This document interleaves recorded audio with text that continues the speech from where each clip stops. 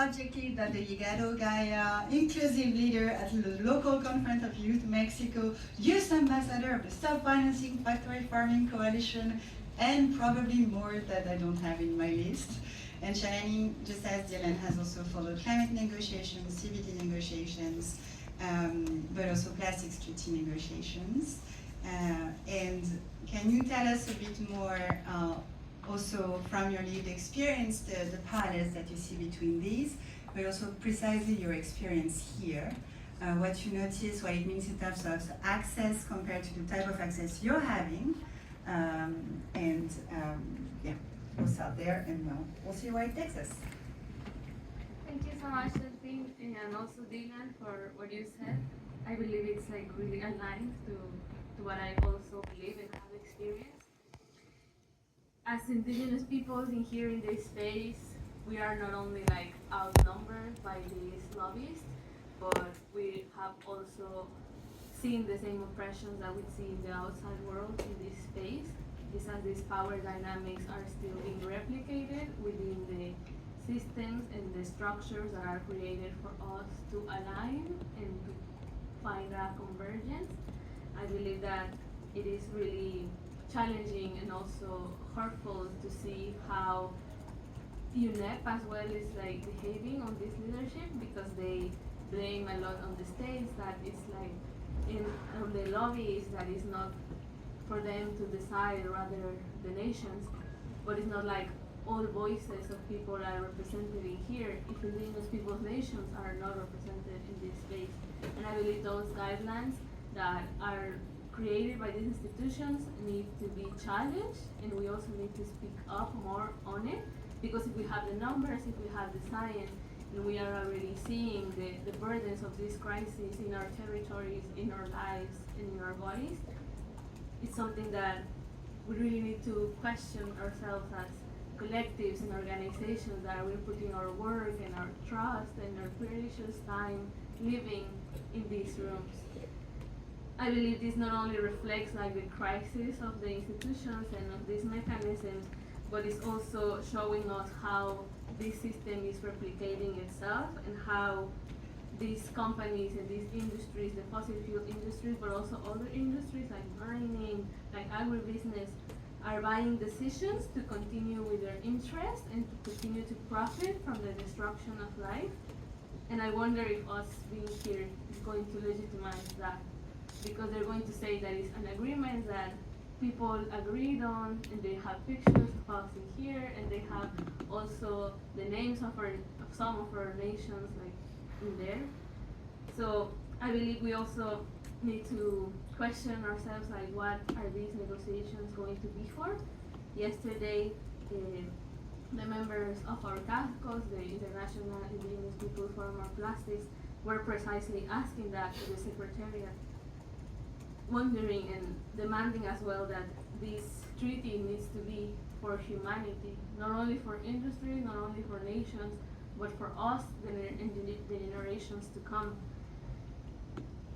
It is really important to understand that this is a systemic issue, that it has happened in other mechanisms, at the COPs of climate change, at the COPs of biodiversity, and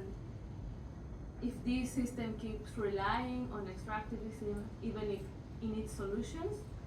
it's going to fail to people and to the other forms of life. In the process that we have been doing in mobilizing with youth in Mexico and Central America, that is why we are proposing alternatives, and we are also like trying to understand with other movements and other collectives, how can we then propose alternatives to this space if it's failing us, if it's not delivering on what is needed, on the ambition that is needed. And at least for the case of the climate conference, for the COP,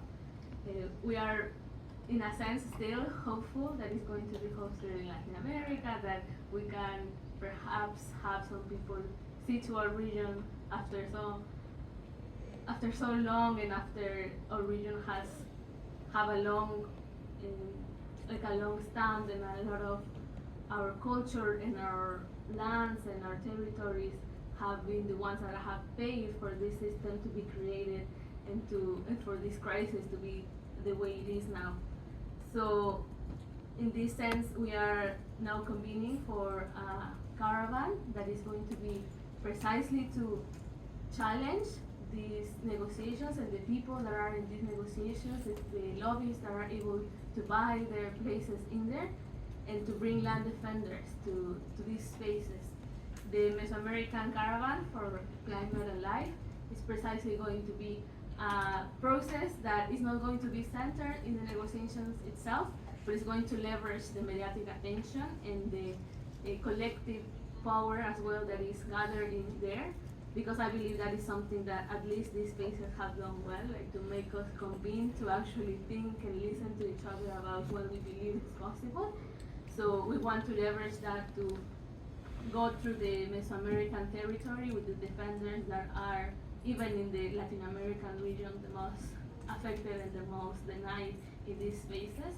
So Mesoamerica is like a place that is not only the other connection of the Amazon rainforest, but it's also the cradle of our culture in Mesoamerica and Central America.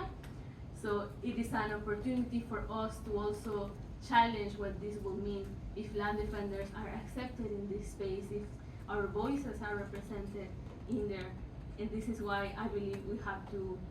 support each other. Right now we have a crowdfunding, it's like